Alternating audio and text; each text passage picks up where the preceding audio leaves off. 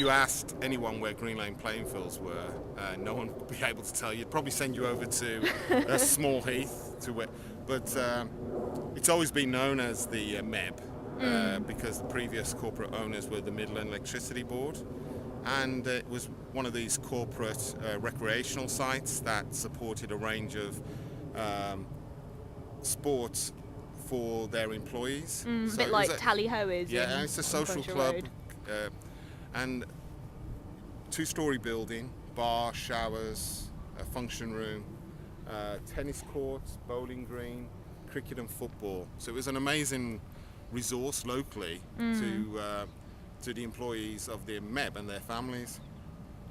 It then obviously fell into demise, and they decided they were going to sell it to Birmingham City Council. Birmingham City Council had this great vision of building a new school here. Unfortunately, it was a £1 peppercorn sale. Unfortunately for Birmingham City Council, they didn't do any excavation or survey of the land's previous use. And previous to it being the Midland Electricity Board, it was a landfill. So it will always be a playing field, and that's where we've come in as a local community, and we've reclaimed it after 3 years of being just a derelict site. I would have thought chest-high grass. It was obviously a fire hazard, but a wonderful haven if you wanted to conduct any antisocial behaviour, drug dealing, you name it happened. And slowly but surely we've reclaimed it, and that's been here every single day. That's 52 weeks a year, coming with a vision, with no money, and obviously playing with local politics means that lots of interested groups want to get involved if there's money on the table.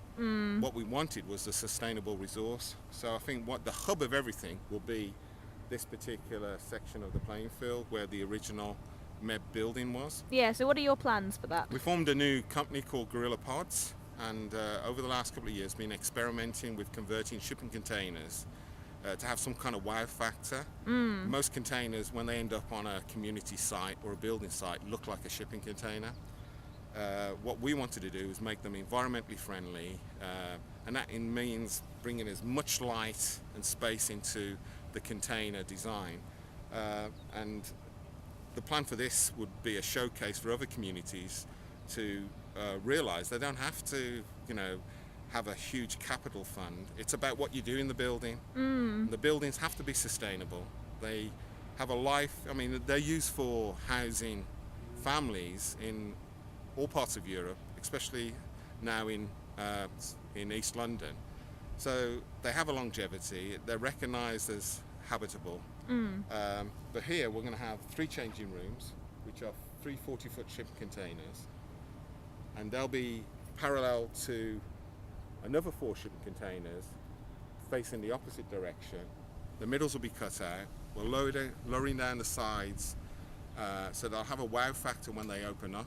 They'll have, obviously, we've got some recycled French windows. Oh, cool. Yeah, inside there'll be a huge open space that can be divided or used as a community space, classroom.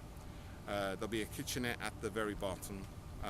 And some of the kids are so excited that they want to run their own bar, especially during the evenings. Oh, that's brilliant. And they've committed to taking over a couple of the skip bag farms over in the corner. And then the final container will again lie parallel in the same direction as the changing rooms, but that will be storage and office space. It's a dawn till dusk project. It's not an amazing, this isn't a sports centre. It has to be sustainable. The whole idea is that there's good community use, but during the day, especially now, during school days and summer holidays, we'll be able to provide sustainability for local social enterprises to deliver innovative services from the forest school, the skip bag farm, Keep Fit, and also we've got a huge plans for a wild play zone. Again, that'll be landscaped, and we formed a new social enterprise to do that as well. And we've spent a long time over the last 2.5 years. I think we could have done it quicker And there were opportunities to do that with funding. But I think what we've learned is that you need stakeholdership. The reason why it's secure, safe for schools, families, local children, local adults to come here is because there's ownership and people look after it. And no one cleans it apart from us. Yeah. So I think there's a respect now that if we play our part, then we've got a long-term sustainable resource. Yeah. And we've got slowly but surely, we've got lots of user groups coming together from football, cricket, keep fit.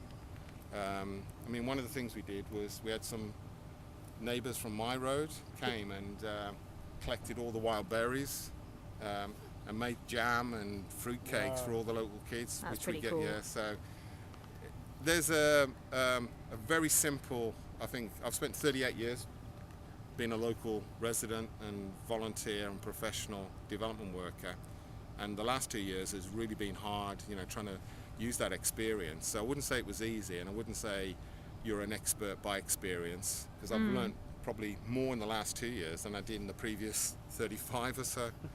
But you've got to be accessible, you've got to be around, and you can't be desk-bound, and it can't be a theoretical approach to community development. It'd be easy to drop the strings if you went that way, I Yeah, think. so obviously we're waiting now to sign off an amended lease with Birmingham City Council, and we've had lots of support from various cabinet members and officers, but again we've had lots of obstacles, and as I say to everyone, 90% of our obstacles are human beings who are probably more than that, just risk averted, narrow-minded jobs worths who are unable really to engage with the whole vision and understanding the sort of social and cultural values of the local community. And obviously they never come here, and we only meet them when they want money off us.